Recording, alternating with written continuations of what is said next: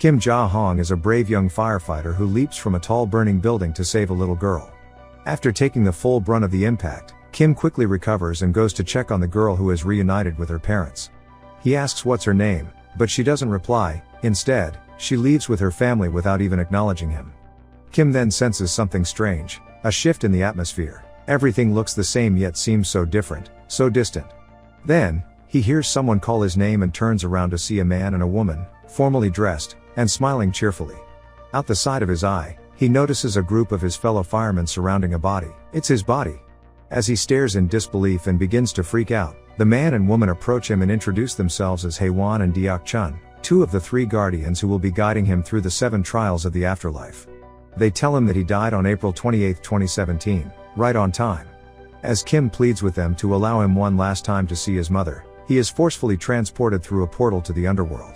Outside the gates of the 7 trials, Kim is introduced to the third guardian, Kang Rim. Kang Rim is a well-respected guardian as he had successfully guided 47 souls through the 7 trials in the past 1,000 years. Once they approach the gates, Deok Chun presents Kim's ticket into the trial of the 7 hells, and she is pleasantly surprised that it says he is a paragon, a person who lived a righteous life and died an honorable death. She mentions that he is the first paragon in 422 years, and also states that a paragon has the highest chance of passing all 7 trials within the 49-day time limit, and if he does so, he can be reincarnated. Then, they enter through the gates. Their first stop is the Hell of Murder. If Kim had unjustly killed someone or did something that indirectly led to the death of someone, he will be tried, found guilty, and imprisoned here to suffer half a century of torment. Kim stands before the judge, King Byong-zong, as his charges are read aloud by the 2 insulting prosecutors of the underworld. They mention a colleague whom he had left behind in a burning building, injured and trapped, and suggest that he had enough time to return and rescue him, yet instead, he left him there and the building eventually collapsed and killed him. The prosecutors then bring forward the charge of manslaughter, a sentence spanning 50 years in the Hell of Murder. Kang Rim then stands before the court as Kim's underworld attorney. He begins his defense by replaying the incident for the court. When Kim attempted to help his friend, they were interrupted by the screams of other survivors, injured and stuck within the building as well. The colleague told Kim to help the others and come back for him. After Kim got all the other people out of the building safely, he returned for his friend. But it was too late. The fire had consumed the building and it all came down, killing his buddy. Kang Rim tells the judge that after leaving his friend to help the survivors, Kim had saved 8 people's lives. 8 lives in return for one is a noble deed, and punishment would be unfair. King Byong-zong agrees and clears Kim of the charge before praising him as a hero. The guardians then lead Kim to the Hell of Indolence, a beautiful heavenly landscape, but don't let the view fool you, as just beyond the waterfall resides all the doomed souls. A large spinning crusher tortures all those that dare to seek refuge on the only visible patch of land. And those who try to escape into the pristine water are met with the razor-sharp bite of vicious piranhas. Just before the waterfall rests Queen Cha-gong. To her, Kim must present all the hard work he'd ever endured over his lifetime to prove he wasn't lazy and arrogant. The guardians then talk the Queen through all the good selfless work Kim had endured throughout his time as a firefighter. The Queen is very impressed with everything Kim had done to benefit the lives of others. She asks what inspired such great deeds and Kim simply says he did it all for money. Angered by this response, the Queen says that since money was God to him, he worshipped the wrong God. She then instructs the prosecutors to lower Kim beyond the waterfall. As Kim gets closer to the edge, Kang Rim and Haewon jump in and try to help Kim. Kang Rim then pleads with the Queen to look at the life of Kim one more time, but this time he offers a different perspective. Here, he shows Queen Cha-gong that Kim's life was much harder than just his work as a firefighter. Apart from his usual day job, Kim worked various jobs at night and even looked for work on weekends without getting a single day of rest. Kim had undertaken all of this work to support his terminally ill mother and younger brother who was studying to become a Supreme Court judge. Kang Rim ends his defense by saying that had Kim not worked for his family they wouldn't be alive today. The Queen then comes to her final verdict. She says that even though Kim worked for money, he did it for a selfless purpose, and for that reason, she's out. On their way to the next trial, the group is ambushed by dangerous 4-legged monsters of the Blade Forest of the underworld. When they manage to barely escape the forest, Haewon tells Kim that the monster's attack means that an immediate family member of his has died and become a vengeful spirit, and they're now roaming the earth, which is causing anomalies along his path on the trial. Kim is concerned that his mother may have passed away. Kang Rim tells them that the only way to end this is to find the body of the family member and burn it, which will destroy the spirit. So he makes his way to the realm of the living to find the deceased. The other two guardians blindfold Kim as the monsters can see what he can, and they lead him to the next trial, the Hell of Deceit. Here, Kim will be judged by Admiral Yi's son Sin on whatever lies he had told and the impact they had. The prosecutors present the charge of forgery, 98 fake letters that were all written by Kim to the children of his fallen colleagues. One specific case is brought forward. The dead colleague who Kim had failed to rescue. His young daughter, Ji-yeon, had received letters from Kim, who had pretended to be her father. In the letters, he tried to encourage and guide her. Kim explains that she was only a little girl and he wanted to give her some comfort. But the prosecutors ask if he ever took into consideration the despair she would feel once she discovered the letters were fake. Kim is lost for words, which angers and prompts the admiral to have his tongue removed. Deok-chun then defends Kim by bringing forth even more fake letters, these ones addressed to his mother. In these letters Kim tells his mother of his wonderful family, his wife and son, and his amazing life, all of which were lies as he was never married, neither did he have any kids. Deok-chun states that had Kim not written these letters to his mother while she was battling in hospital, she may not have found the strength to fight and recover as she did. The prosecutors ask once more about the despair his mother may suffer once she finds out it was all lies, but Deok-chun says that had he not written those letters in the first place, then those people may not have grown as much and moved on. The admiral is then shown how happy Kim's mom was when she read the letters and how the letters inspired the little girl, Ji-yeon, to write back to her father and thank him for all his encouraging words before moving on. The admiral then clears Kim of all charges and allows him to leave. On Earth, Kang-rim visits Kim's house to find his mother, who is a mute woman, and tells her that he came to pay his respects to Kim. When she closes the door to give him some privacy, Kang-rim confronts the spirit of Kim Soo-hong, Kim's brother, who had been hiding within the burning candle smoke. He asks where he died, but the spirit escapes and an epic chase ensues. After failing to catch the spirit, Kang-rim contacts Kim and the Guardians at the Hell of Deceit and tells Kim that both his mom and brother are fine. As Kim rejoices, Kang-rim tells the other two Guardians the truth about Kim's brother, and says that it's best for the sake of the trials that Kim doesn't know. Kang-rim resumes his mission to find and destroy the spirit while the group continue the journey to the next trial. Along the way, Kim tells Deok-chun about a rice cooker he was supposed to gift his mother before he died, as a thanks for all the delicious scorched rice she made him and his brother when they were kids. Also, within the cooker he had left one last letter. In this letter he had written the truth, about how he had lied in the previous letters just to make her happy and proud, and how he had missed her so much. The group then travel to the Hell of Injustice, a place where souls are punished for up to hundreds of years for refusing to help those in need in the living world. Because Kim is a paragon, he gets a free pass through this hell without a trial. On Earth, Kang-rim goes to the military base where Kim's brother Soo-hong was stationed. He finds out that Soo-hong has been labeled a deserter, and the military is looking for him, but it's quite odd that he would desert given that he was only a few days away from being discharged. Under the pretense of being a commander that's investigating the desertion of Soo-hong, he questions Lieutenant Park, who had placed Soo-hong on duty, and can easily make out that he's hiding something.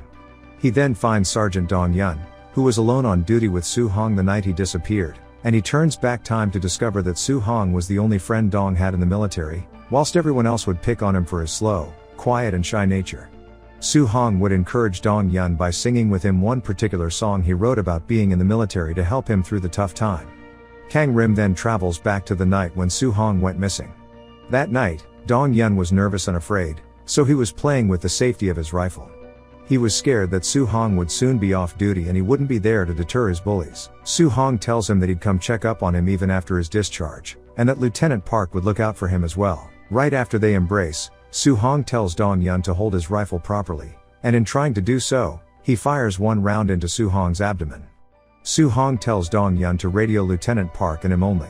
When Lieutenant Park rushes over, he decides not to report it and instead persuades Dong-yeon to help him hide the body, all the while telling him it's what Soo-hong would have wanted. Kang-rim notices that Soo-hong wasn't dead that night, instead the two of them killed him by burying him alive to cover up the incident. After finding the body, Kang-rim decides not to destroy it but rather to save the soul of Soo-hong by helping him shed his vengeance. In the underworld, the carriage reminds Kim of when his little brother wanted to go on the cable car. Deok-chun tells him that she envies him, as the Guardians, who were also once mortals on Earth, are wiped of the memories of their past lives.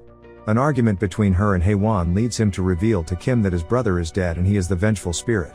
Kang-rim follows a drunk Dong-yeon into a club where he spots the spirit trying to kill him. Another epic chase ensues, with Kang-rim finally catching the soul of Soo-hong.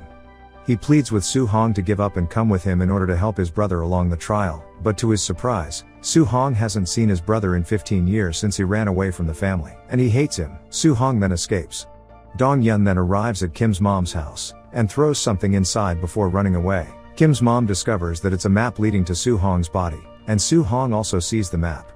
Dong-yun then attempts to do the unthinkable to himself, while Kang-rim watches him. Soo-hong then appears behind Kang-rim and pleads with him to save Dong-yun's life, and in return he'll do whatever he asks. Kang-rim reluctantly agrees, while sternly stating that meddling in the world of the living will result in consequences along Kim's trial. Using Kang-rim as his voice, Soo-hong first sings the song he wrote to prove it's him, as Dong-yun can only see Kang-rim, then he tells him that he has forgiven him, and says that he should move on. Along the way, Kim and the two guardians go to the fifth trial, the Hell of Betrayal, where souls are punished for selfish betrayals by being trapped within a mirror and destroyed. Queen Songi lets Kim pass without a trial as he is a paragon of righteousness. To get to the next trial, the group must travel down a vacuum sinkhole, which leads to the Hell of Violence. Here, Kang-rim's meddling in the living world takes effect, and the group falls hundreds of miles to their doom, or so they thought. Once Kang-rim is done, Kim and the other two guardians come to a halt and are presented in front of King Jingwang in the Hell of Violence. Here, Kim's charge is for beating his younger brother, who was suffering from malnutrition, for no apparent reason. It was after this incident that he ran away from home and never apologized for what he did. And his brother never forgave him. The guardians try to make their defense, but the king says no defense can be made, there is a clear victim and Kim was never forgiven. He swiftly rushes to his verdict while the two guardians try to get Kang-rim to help. Kang-rim tells Deok-chun to request a combined trial, but Hae-won is extremely reluctant to go along with this. Deok-chun then requests a combined trial and it is granted. A combined trial means that the charges will be presented in the next court along with the charges of that particular trial. If the defendant is found guilty of all of the charges in the next court, then there will be additional punishments for the defendant, and his guardians will be stripped of their duties and all of the benefits of being a guardian. The group then heads over to the next trial, the Hell of Filial Impiety, where souls are judged on how well they respected their parents. Before they reach the court, Kim confesses to the two guardians that he wasn't a good son. His mom was dying of terminal illness and they had nobody else. His brother and he were starving each day, and it was only a matter of time before they all suffer a terrible fate. So that night 15 years ago, when he ran away from home, he tried to end their suffering. He tried to kill his mother while she was asleep, but his brother had woken up and tried to stop him. So he beat him up and ran away out of guilt. Had he gone through with it, he was going to crush up all of the sleeping pills and put them in the food the next day, and his brother and he were going to die as well. He never saw his mother or brother since then, and only sent her letters. Hae-won is pissed. After Kang-rim helps Soo-hong restore his soul, Soo-hong sees his mother enter the base and confront them about her son. Since she is mute, she has a message pleading with them to help her find her son, over her chest. Lieutenant Park tries to stop her and pushes her away, which angers Soo-hong.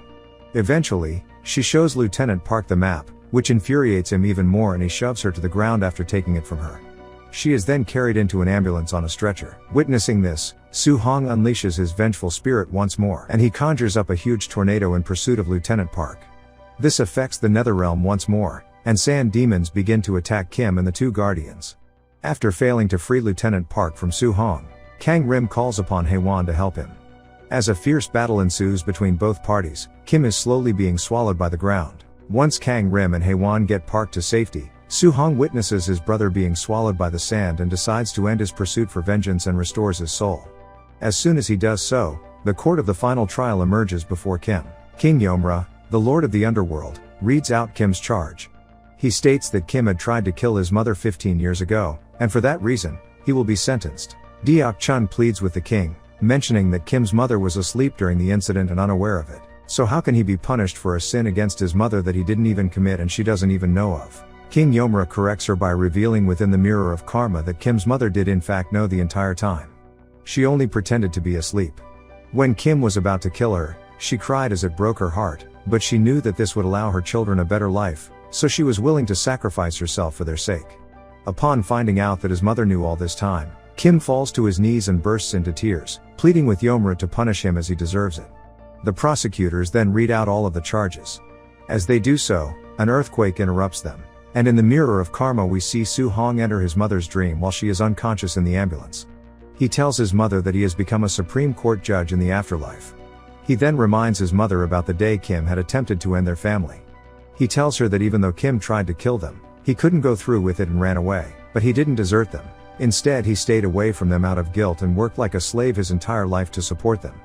Had he not done so, they would be dead anyway. Su-hong then forgives his brother and hugs his mom, and for the first time, he hears her speak. She calls his name and tries to comfort him. She tells him that all of it was her fault. None of that would have happened if she was a better mother.